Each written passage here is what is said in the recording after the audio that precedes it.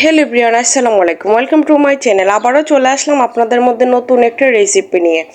আজকের রেসিপিটা হচ্ছে পুলপিঠি রেসিপি। মুচমুচে পুলপিঠা এভাবে কার না ভালো লাগে। খুবই অল্প সময়ে অল্প উপকরণ দিয়ে বানানো যায়। শুধুমাত্র চাউলের গুঁড়ি হলেই তৈরি হয়ে যায় মুচমুচে পুলপিঠা। পিঠাগুলো খেতেও অনেকটা সুস্বাদু। বানিয়েও আপনারা রাখতে পারবেন অনেক দিন সংরক্ষণ করে। যে কেউর মন কেড়ে নিবে এই পুলপিঠার রেসিপিটা। বানাতে একদম সহজ। আশা করি আমার ভিডিওটা দেখলে আপনাদের ভালো লাগবে। ওইদিকে পুলপিঠাটা বানানোর জন্য স্লো ফ্লেমটা ধরে আমি একটা পাইপিন বসিয়ে দিয়েছি। বড় সাইজের কাপ দিয়ে 2 কাপ পানি দিয়ে পানিটা ফুটে এসেছে। আমি স্বাদ মতো লবণ দিয়ে নেড়েছি। আমি পরিমাণ মতো চাউলের গুঁড়ি দিয়ে আমি একটা কামিট তৈরি করে নিব। পুলপিঠাটা আপনারা এইভাবে কামিট তৈরি করে নিতে পারেন বানিয়ে, অথবা ফুটন্ত গরম পানি দিয়ে কামিটটা এমনি তো মাখিয়ে বানিয়ে নিতে পারেন। যার যেভাবে ইচ্ছা এইভাবে বানিয়ে নিতে পারেন। আমি এখন কামিটটাকে তৈরি করে নিতেছি। এভাবে ভালো করে একটু নেড়েছে।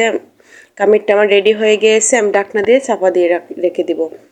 5 মিনিট পর আমি ঢাকনাটা সরিয়ে আমি কামিটটাকে ভালো করে একটু ময়ান করে নিব। আমি হাতের মধ্যে একটু তেল মেখে নিয়ে এসেছি। যে কোনো কামির একটু ময়ান করার আগে এইভাবে একটু তেল মেখে নিলে কামিরটা একদম সফট হয়।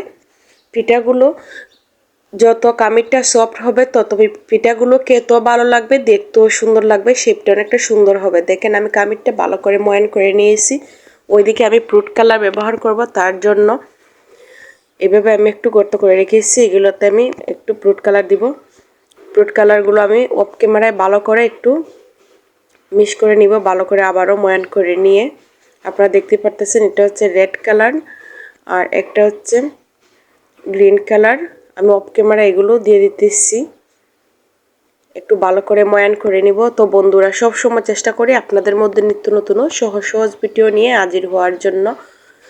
আপনাদের সবার কাছে অনুরোধ রইল, আমার ইউটিউব চ্যানেলটা এখনও যারা যারা দেখতেছেন আমার ইউটিউব চ্যানেলটা সাবস্ক্রাইব করে নিন প্লিজ। আমার ইউটিউব চ্যানেলটা সাবস্ক্রাইব করে আমার পাশে থাকবেন। আমার আইডিতে আরও নিত্য নতুন সহজ সহজ ভিডিও আছে। আপনারা যারা এগুলো পছন্দ করেন দেখে আসতে পারেন। আশা করি আপনাদের ভালো লাগবে। আমি সব সময় এই ধরনের ভিডিও দিতে চেষ্টা করি। সব সময় পিঠাপুলি এবং নিত্য নতুন ও সহজ সহজ ভিডিও নিয়ে সবসময় হাজির হই। ওইদিকে দেখেন আমি গ্রিন কালার আর রেড কালারটা দিয়ে আমি এভাবে একটু ভালো করে মেখে নিয়ে এসেছি। অফ ক্যামেরা আমি আরও কয়েকটা পিঠা আমি বানিয়ে নিয়ে এসেছি। ওইদিকে আপনাদেরকে আমি কয়টা পিঠা আমি বানিয়ে দেখিয়ে দিতেছি। দেখেন বেলাবেলির ঝামেলা ছাড়া হাত দিয়ে এইভাবে ছোট্ট রুটির মতন বানিয়ে নিয়ে এইভাবে চাপ দিলেই হয়ে যাবে পুল পিঠাটা তৈরি। এই ধরনের কুকি কাটার আপনারা যে কোনো কসমেটিক্সের দোকানে আপনারা পেয়ে যেতে পারেন। এগুলো কসমেটিক্সের দোকান থেকে আমি নিয়েছি।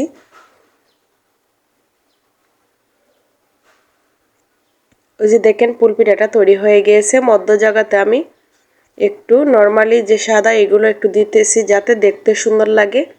ফুলের পাপড়িটাকে এভাবে হাত দিয়ে একটু চেপে বড় করে নিতেছি। এভাবে হাত দিয়ে চেপে একটু বড় করে নিলে দেখতে আরও বেশি ভালো লাগবে। এভাবে আমি এক এক করে আপনাদেরকে আমি 3 পিস ফুল পিঠা আমি আপনাদেরকে বানিয়ে দেখিয়ে দিতেছি।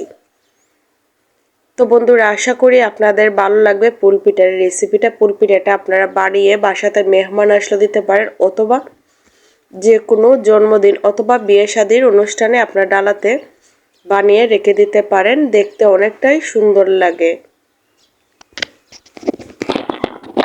আপনারা রুটি বেলও বানিয়ে নিতে পারেন। আমি রুটি না বেলে এইভাবে একটু সহজে বানিয়ে নিয়েছি।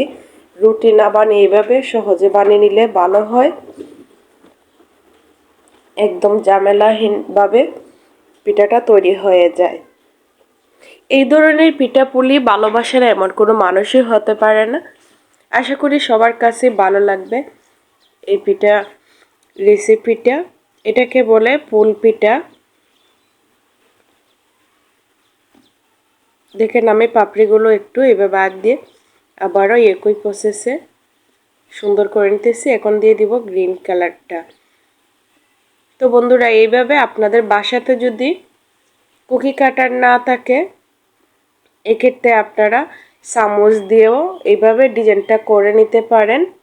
আর কুকি কাটার থাকলে তো আর কোনো কথাই নাই, একদম সহজেই 1 মিনিটে একটা পিঠা বানিয়ে নিতে পারবেন, এতটা সহজ।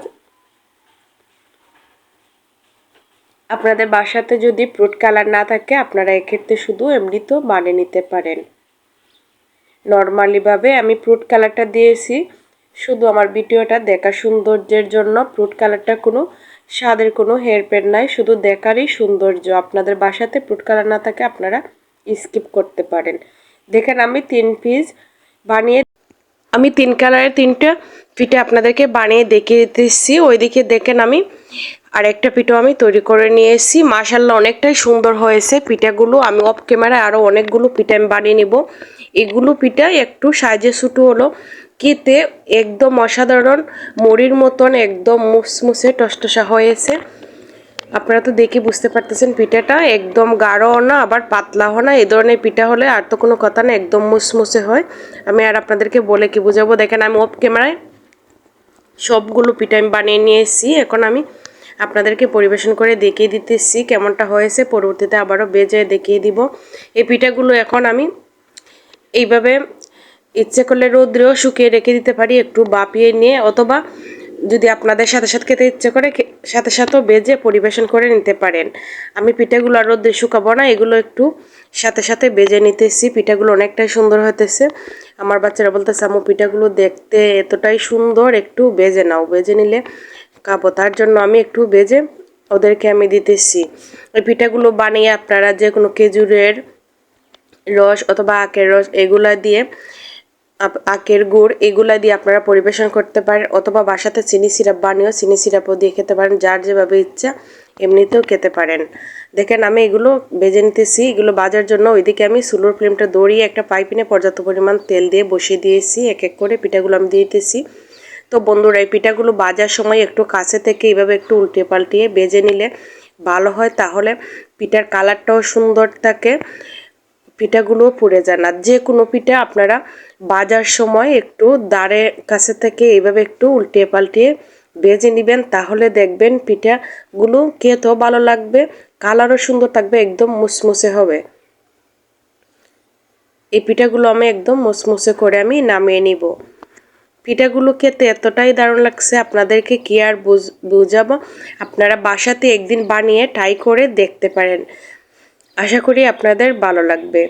তো বন্ধুরা সব সময় চেষ্টা করি আপনাদের মধ্যে সহজ সহজ এইগুলো ভিডিও নিয়ে হাজির হওয়ার জন্য। আপনারাও সব সময় আমাকে সাপোর্ট করবেন, সবার কাছে অনুরোধ করতেছি। এখনও যারা যারা আমার ইউটিউব চ্যানেলটা সাবস্ক্রাইব করেনি, আমার ইউটিউব চ্যানেলটা সাবস্ক্রাইব করে আমার পাশে থাকবেন, যাতে পরবর্তী ভিডিওটা আমি দেওয়ার সাথে সাথে আপনাদের সামনে চলে যায়। আমার ইউটিউব চ্যানেলটা সাবস্ক্রাইব করে রাখবেন। দেখেন পিঠাগুলো ভাজা হয়ে গিয়েছে, আমি এক এক করে তুলে নিতেছি। আমি অফ ক্যামেরায় বাকি পিঠাগুলো আমি ভেজে নিব। শুধুমাত্র বাসাতে যদি চাউলের গুঁড়ি থাকে তাহলে পিঠাগুলো তৈরি করে নিতে পারবেন। এত সুন্দর পিঠা। ওইদিকে দেখেন আপনাদেরকে আমি ভেজে পরিবেশন করে দেখিয়েছি, অনেকটাই মুসমুসো কাস্তা হয়েছে। এগুলো পিঠা আমরা এমনিতেই খাবো চিপসের মতন, অনেকটাই সুন্দর হয়েছে। দেখেন সবগুলো পিঠা আমি এভাবে ভেজে নিয়েছি। তো বন্ধুরা পরবর্তী ভিডিওতে আপনাদের মধ্যে আমি এভাবে নিত্য নতুন সহজ সহজ ভিডিও নিয়ে হাজির হব। আল্লাহ হাফেজ।